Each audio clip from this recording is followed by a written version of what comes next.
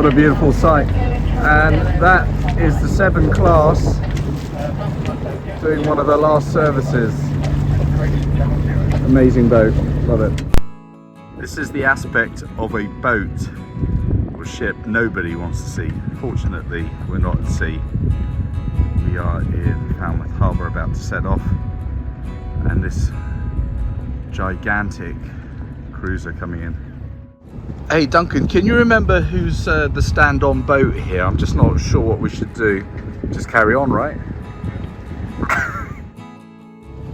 Yes, be chaotic down below, but we'll tidy up on passage, which we will embark on as soon as this little boat gets out of the way.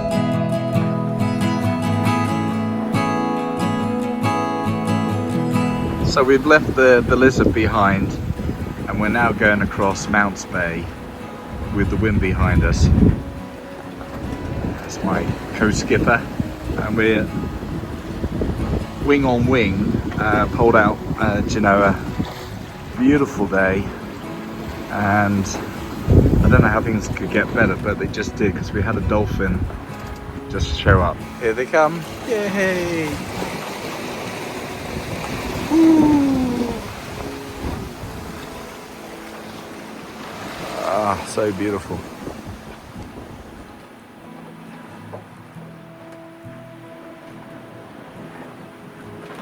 Trusty crewmate Winston doing the steering on the Windvane, approaching Land's End, which we wanted to arrive at before 2:30 when the tide changes, and we are well ahead of that. It's now 10 to 12, so doing really well. And it's just a stunning day out on the water. We've had a really good run from Falmouth.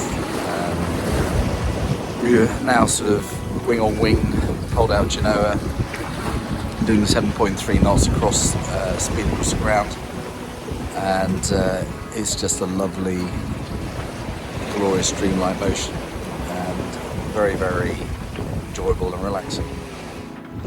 So beautiful sight off the back of Confusion, off the stern of Confusion. But when we look down, you can see that all is not well with the Windvane. There's a big clump of weed which is somewhat impairing the performance.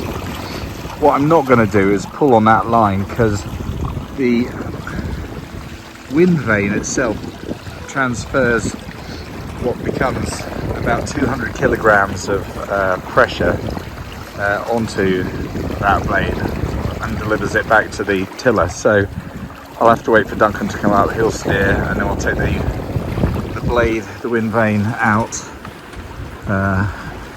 and then lift it up manually when it's got no pressure on it.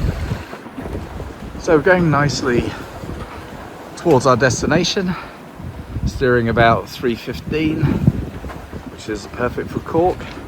And over here we've got long ships approaching on our starboard side, and Land's End. It's beautiful blue sea, incredible day. So we're back on track with the weed removed from the blade of the wind pilot, and we are making our way past Land's End.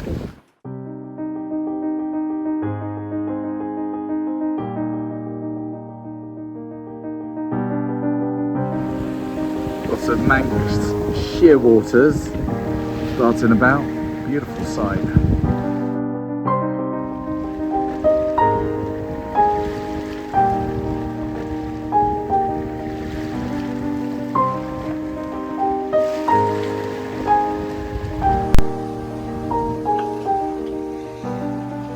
Moving into a lovely evening, although I have to say that the rocking motion is going to make it difficult to sleep. And find out how Duncan gets on a bit later on. Very glad of my partner's friend Olga for her contribution of this wonderful balaclava. Is keeping the sun off a little bit, but also the wind at the back of my neck. So anyway, lovely evening.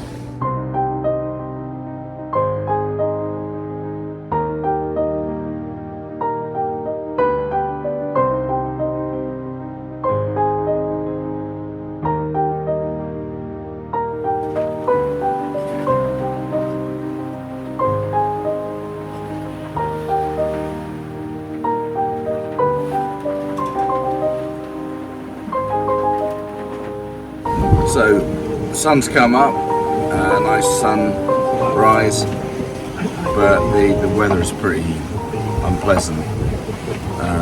There's quite a big following sea and it's pushing us around. It's slightly at odds with the direction that we want to go in, but we've got less than 40 miles to go, so we're doing well. And morale is high, isn't it, Duncan?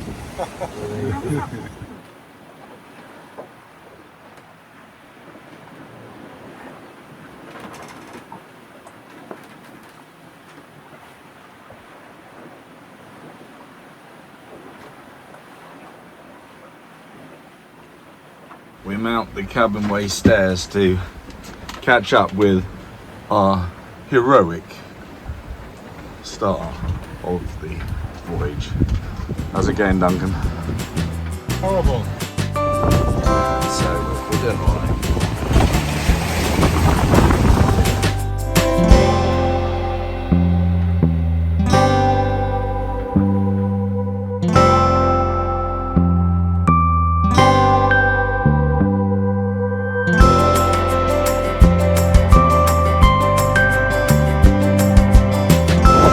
This is the point at which Duncan realised that he was inappropriately dressed with his lovely Sebago boat shoes instead of a pair of galoshes.